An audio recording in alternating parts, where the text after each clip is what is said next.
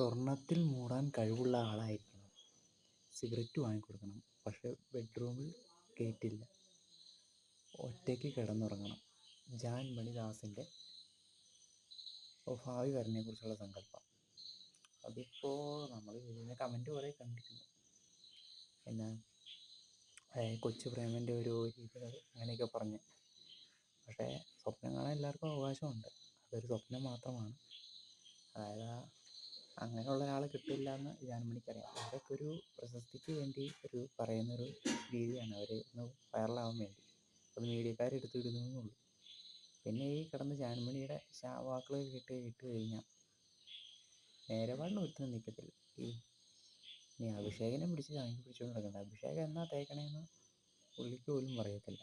ഒരുമാതിരി ഒരു ജാട കാണിച്ച് നടക്കണം ഈ പെണ്ണുപിള്ള നടക്കുന്നത്. അപ്പോൾ അതിന് ശാപം പേടിച്ച ആരും അങ്ങനെ കെട്ടാനൊന്നും വരാൻ സാധ്യതയില്ല. സ്വർണ്ണത്തിൽ മൂടണം. നമുക്ക് പല ആഗ്രഹങ്ങളും ആഗ്രഹിക്കാം. എനിക്ക് വേണമെങ്കിൽ ഇപ്പോൾ തന്നെ അംബാനി ആവണം, അങ്ങനത്തെ പല രീതികൾക്ക് ആഗ്രഹിക്കാനൊക്കെ പറ്റും. ആഗ്രഹിക്കുന്നതിന് ആർക്കും ഒരു തടസ്സമില്ല. പക്ഷേ ഒരു പാട്ടിൻ്റെ അവസാനം വരെയുണ്ട്, വെറുതെ ഈ മോഹങ്ങൾ എന്നറിയുമ്പോൾ വെറുതെ മോഹിക്കാൻ മോഹം. അത് തന്നെ ഇതിനെക്കുറിച്ച് പറയുന്നത്.